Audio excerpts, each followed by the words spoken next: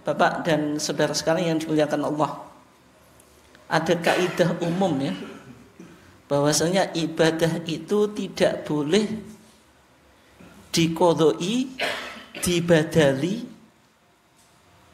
oleh orang lain. Ini hukum asalnya. Hukum apa? Asalnya. Sehingga kalau kita lihat dalam kitab Bidayatul Mujtahid wa Nihayatul Muqtasid, ini kitab perbandingan madhab. Meskipun penulisnya itu madhabnya Maliki, yaitu Ibnu Rushd Al-Hafidh. Buku ini atau kitab ini tidak terlalu tebal, tapi isinya luar biasa. Kalau kita bisa betul-betul paham kitab ini, keilmuan fikih kita sudah luar biasa, Pak. Tapi betul-betul paham loh. Bukan sekedar punya atau bisa baca gitu. Kalau punya bisa baca mudah, tapi betul-betul paham. Bisa melakukan kritik, bisa melakukan analisa terhadap kitab ini. Jadi bukan sekedar baca, menerjemahkan semua orang ya bisa kalau gitu, asal bisa bahasa Arab. Tapi yang penting apa? Memahami, bisa mengkritik, bisa menganalisa. Di kitab Bidayatul Mujtahid wa Nihayatul Muqtasid yang ditulis oleh Ibnu Rushd Al-Hafidh, ketika beliau bicara tentang badal haji. Badal haji untuk orang yang masih hidup atau orang yang meninggal itu boleh atau tidak. Kalau kasusnya untuk orang yang hidup, misalnya dia sudah tua gitu. Sudah tua Pak, usianya sudah 60 ke atas, sudah punya asam urat Pak ya, aurat terus itu. Nah, kira-kira melakukan haji bisa atau enggak? Tapi anaknya sehat. Nah, ini boleh atau enggak anaknya melakukan badal haji? Atau dia dulu pernah bernazar, sudah daftar haji Pak, tapi ditakdir oleh Allah nunggu tahun depan, tinggal giliran tahun depan sudah meninggal. Boleh dibadali atau tidak? Nah, di sana disebutkan sababul khilaf. Ini di Bidayatul Mujtahid itu yang menarik Pak. Pandangan madhab yang berbeda itu disebutkan sababul khilaf. Kenapa muncul perbedaan? Karena ketika kita mengkaji fikih Pak, mayoritas permasalahan fikih itu dzonniyah. Dzonniyah itu tidak qat'i, tidak pasti, tapi harus kita ilmui. Kunut subuh atau tidak, nanti sampai hari kiamat yang enggak akan selesai. Tapi kita penting untuk memiliki sikap, dan ketika kita memiliki sikap tidak boleh menyalahkan yang lain. Tapi harus kita ilmui Pak, bukan sekedar fanatik gitu. Harus kita ilmui. Nah di sana disebutkan ada kaidah. Karena Bidayatul Mujtahid itu kitab usuli Pak, kitab yang isinya kaidah. Kaidah apa? Fikih. Setiap permasalahan nanti muncul apa? Kaidah. Ini tapi kita harus bisa menyimpulkan kaidahnya bagaimana. Makanya tadi kalau sekedar dibaca, nggak bisa menganalisa, nggak bisa melakukan kritik, dan tidak bisa mengaplikasikan kitab ini, ya kitab ini nggak ada gunanya. Nah di sana muncul kaidah nih Pak. Annal ibadat, ini kaidah Pak. La yanubu fiha ahadun an ahadin. Bahwasanya ibadah itu tidak boleh diniabai Pak. Diniabai itu naib. Naib itu apa? Wakil dari wali Pak gitu. Nah, maksudnya ibadah itu tidak boleh diwakili atau diganti oleh seseorang untuk seseorang. Ini terutama ibadah badaniyah Pak. Ibadah badaniyah contohnya apa? Sholat. Maka sholat itu boleh atau tidak diwakilkan orang lain? Boleh atau enggak Pak? Nah, misalnya jenengan malah sholat, le awakmu sing sholat, bapak tak nyantai wae, kesel mergawe. Titip. Boleh atau enggak Pak? Itu sepakat kita enggak boleh Pak. Sepakat itu enggak boleh. Tapi nanti muncul permasalahan. ketika misalnya bapaknya ini meninggal, punya hutang apa? Sholat. Selama 1 bulan, karena agak sakit Pak, kadang sakit, kadang sehat, kondisi nggak fit, kadang meninggalkan apa? Sholat. Kira-kira anaknya mengganti sholat bapaknya atau enggak Pak? Dan jenengan enggak ngesakno tuh.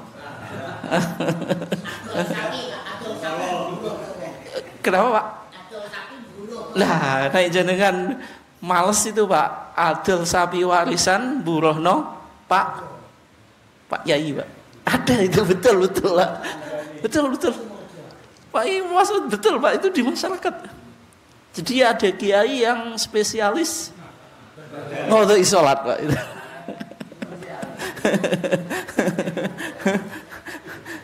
Ya makanya tinggal jenengan dihitung saja Pak, 1 sholat berapa gitu. Kan lumayan tuh Pak ya. Lumayan atau enggak? Kalau 10.000 tiap hari 50.000 Pak. Ya tinggal hitungnya kan gitu.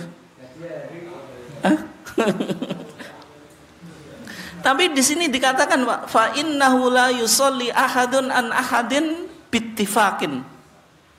Maka sesungguhnya seseorang itu tidak boleh mensolati, maksudnya sholat untuk orang lain, bittifaq, menjadi kesepakatan. Ini kalau hidup, kalau mati ada khilaf Pak, ada khilaf gitu. Misalnya nanti kita coba lihat di Fathul Mu'in ya, cumanya saya nggak siapkan Pak. Maksudnya PPT-nya ini. Dia apa? Fathul Mu'in, coba tak cari sebentar ya Pak. Di Fathul Mu'in itu dijelaskan tentang qadha sholat.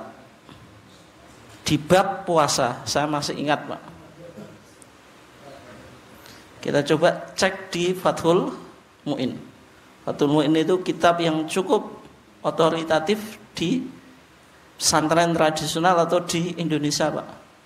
Basul Masail itu rata-rata merujuk kitab Fathul Mu'in dan syarahnya, yaitu apa? I'anatut Thalibin. Sehingga kitab ini memiliki pengaruh yang luar biasa dalam keilmuan Islam di Indonesia atau di pesantren. Di dalam Fathul Mu'in di bab puasa, di sana dijelaskan faidah man mata wa alaihi salatun fala qada'a wala fidyata. Man mata, seorang yang mati, wa alaihi salatun, punya hutang salat, fala qada'a, tidak diqadai, wala fidyata, dan tidak diganti dengan fidyah. Ini qaul mu'tamad Pak. Qaul mu'tamad itu qaul yang dianggap pendapat madhab. Nanti lawannya qaul mu'tamad itu qaul dhaif, pendapat yang lemah dalam madhab. Bahasa mudahnya qaul mu'tamad itu qaul yang rojih, kalau kita ya, qaul yang kuat dalam madhab yang diamalkan.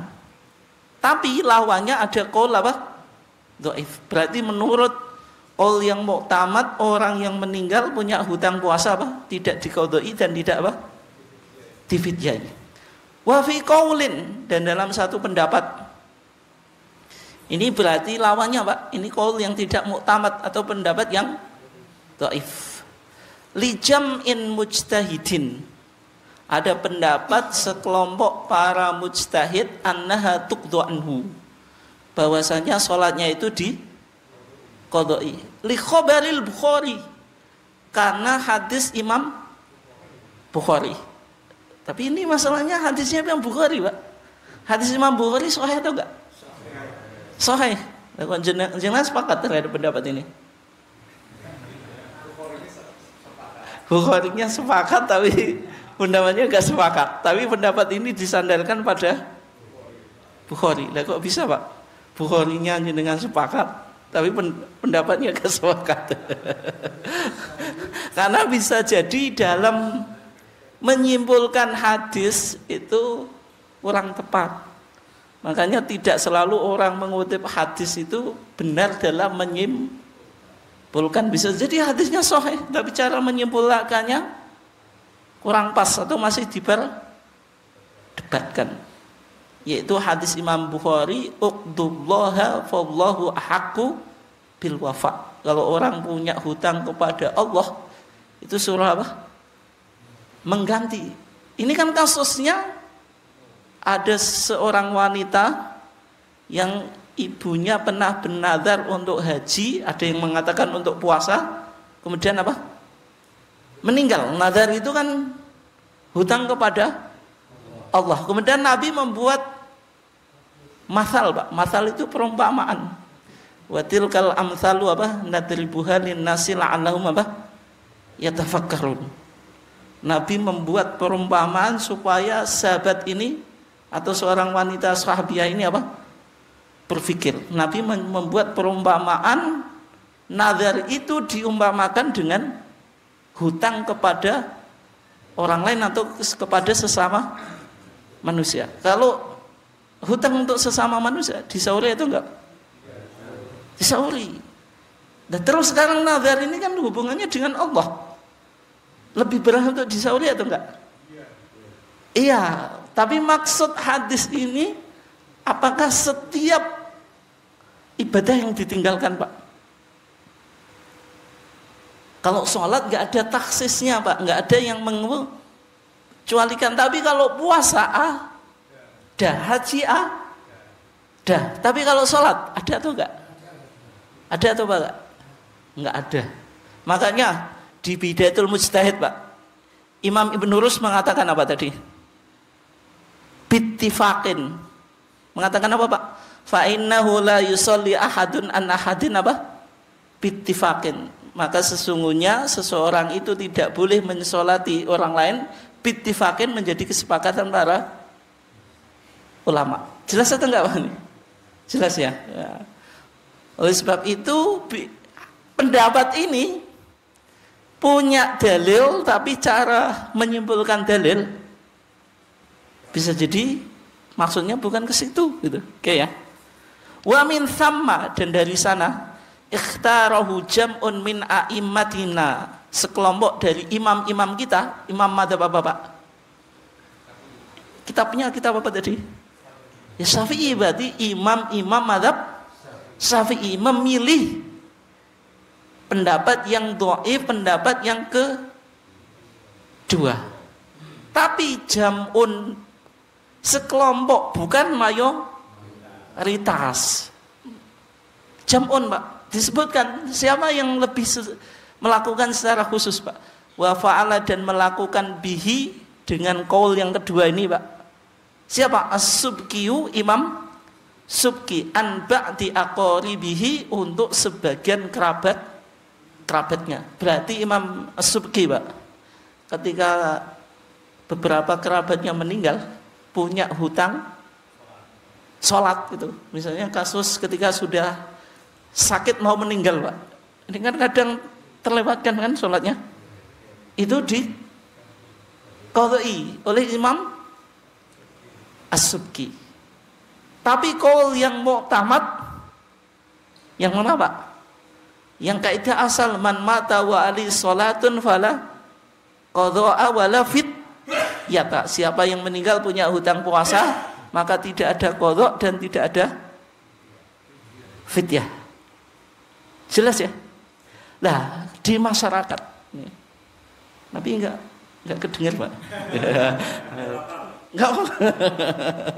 Tanggung jawab lekji. Pokoknya saya yang jawab, lekji sing nanggung nanti.